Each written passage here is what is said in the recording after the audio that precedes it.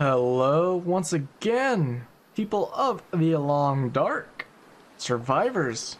Welcome to our guide series in surviving the Long Dark, our survivor's guide, whatever we want to call it. Anyway, as you probably noticed by reading the title, this video is a discussion of weapons in the game. We're going to be preparing you with giving you a little bit of advice and some things to consider in selecting your weapon before you begin hunting, as well as having gone over in the past video cooking so you guys can get set up right away on all that. So, thing to note for you guys is in the Long Dark, there are 3 primary weapons you can choose from when it comes time to hunting. And we have the Venerable Rifle, which is both a noob and veteran first pick. We have a Survival Bow, which is its little brother and often less picked. And we have the Distress Pistol, which we'll explain in a bit later on. Anyway, rifle. Let's discuss the rifle to begin with. Now, the rifle's pretty basic in terms of understanding. It is a firearm that shoots bullets, and it performs adequately at its job. It will easily take down a wolf or even a deer with typically 1 shot, although sometimes you might have to take a second shot if you want to kill it outright, or you'll just have to wait on bleed. The rifle deals far more upfront damage than either of the other 2 weapons, but it lacks the bleed over time effect that either the flare gun or the bow has. So it does take longer if your first shot was not a kill shot. Keep in mind that the rifle is also very limited in scope. Once you've used all the ammo, the only ammo you can get after that is through beachcombing, which we'll also discuss in a future episode, and in very limited supplies through that, especially in higher difficulty levels. So, aiming the rifle at level 1 skill, which I have in this little test mode. I should anyway. Let me see here. What is my skill on the rifle? Oh, it's all the way up to 2 already. My bad. So, I was hoping to show you what level 1 rifle looks like.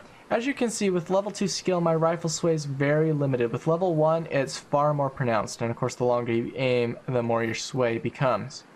Anyway, with the rifle, we're at about 40 feet, give or take, from this target. Best way to take your rifle is to line up along your target. As you can see, I'm aiming for the bullseye. As you can see, the rifle sway makes it a little bit hard, so you want to kind of aim quickly. Now, where the shot will land is a little bit beneath the top part of the reticle when you're lining it up. If you see when I aim right there, actually that was a bit high, but as you can see, the quicker you aim, the better off you are with the rifle because you're mitigating the rifle sway. So that's the thing to keep in mind with the rifle. And the loud noise, I don't know if you noticed in the background, scared that wolf off running. I'm in Pilgrim, so it doesn't matter anyway. But yeah, if you just take your time practicing lining up the reticle, you'll be just fine. It typically lines up, depending on rifle sway, somewhere between the very top part of the post to somewhere midways down. And of course, the more you sway, the more it'll go. Let's see if we can't send that wolf running again. Ah, he's not close enough. Anyway, that's the rifle. Next, we have the bow. Now, the bow is a little bit different. You have to take projectile deviation into account with the bow. Now, the bow deals less upfront damage than the rifle, but it applies a stronger bleed over time effect, so they will die quicker if your first shot doesn't kill. Of course, leveling up both increases their stock damage as well as their bleed damage. Or the critical hit damage, sorry, not the bleed damage. Critical hit chance is your shot inflicting critical damage, which increases with your skill, which leads to more outright kills. Anyway, the bow cannot be fired while crouched, unlike the rifle, until you reach level 5 with it. Now, the bow is always aimed, as you can see from the reticle, and I can line that straight up.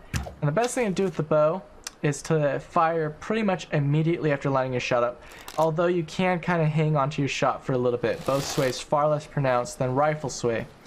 You do have to account for arrow drop. As you guys noticed, I had my reticle when I was standing back there pretty much perfectly lined up with the bullseye, and as you can see, I'm a good bit down.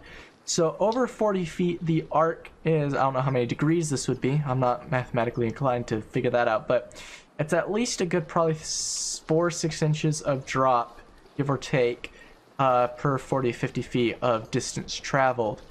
So you will need to be careful when aiming the bow. So if you're aiming for the head on a creature from about this distance, I would say probably line up around there. And you'll be a little bit more inclined. Just don't overshoot. It's better to hit under than it is to hit over and miss your target and send them fleeing. And as you can see, that one was actually pretty way high because of bow sway. But anyway, it takes some time to get used to. Now, the main difference beyond the less damage versus more damage between the rifle and the bow is in weight. The bow and its subsequent ammo weighs far less than that of the rifle. As you can see, I got the bow down here, weighs 1.1 pounds. That'll be about 2.2 kilos for you metric system users. And each arrow weighs 0.33 or 0.66 kilos. Whereas the rifle, fully loaded, weighs 9.24 pounds, which is 18 point some odd kilos. Out of your total backpack, that's going to be a lot of space. I mean, a lot of space. So you're going to want to keep that in mind, especially if you're doing a lot of hunting, harvesting, especially ranging far out from your base, or you may be nomadic. I don't believe I have any flare shells left on me, so I'll just describe the distress pistol, and I'll include some footage of me using it at the same location. But anyway, stress pistol works rather similarly to the other items. You aim it. It has like pretty much no sway at all compared to the other weapons. It deals pretty much ant-sized damage to animals straight off. It very rarely crits, very rarely kills outright. Not a good weapon for hunting. I would use the distress pistol mainly for dealing with bears, especially as a second resort if your first shot didn't kill the bear outright, as a bear will always run, as will a deer or a wolf. I haven't tested with the moose yet. Will always run from a flare shot. So to keep in mind from this distance though, and I'll include footage, if you aim and you see I've got my reticle lined up with the bullseye, my flare is probably going to land about here. It has some pretty incredible drop. It doesn't carry much forward velocity. So it's not good for any kind of ranged hunting. It's best used as a defense weapon primarily. So I would not recommend using the flare gun for hunting. But as a weapon, it can be a particularly good choice for, especially in defensive situations where you want to get scare something and send it away from you. Works really well in that regard. Of course, I'll have hunting tutorials going up later that will discuss methods for hunting and include tips and tricks for using each weapon effectively during hunting.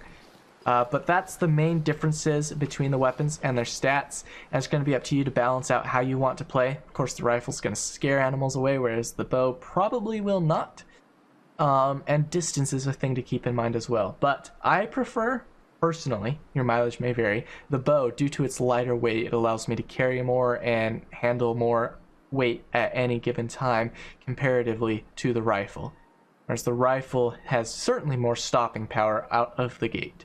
Anyway, that's the discussion on weapons, and I hope it clears up maybe some confusion you've had, maybe not, and will help you in choosing the weapon of choice for your hunting needs. Do keep in mind that it takes a little bit more time to get acclimated to the bow than it does the rifle. Both have their quirks, both don't aim perfectly, and it's going to take some getting used to. It's not like your regular shoot-'em-up Call of Duty Battlefield Overwatch shooters. These things are far more RNGs based than that. Anyway, hope this helps. And the next episodes will be all about hunting. Hopefully not in this Pleasant Valley weather, though. I'm not particularly keen to snowfall. At least not for hunting. Anyway, I've been Lonelywolf. I hope this has helped. Stay safe and stay warm out there.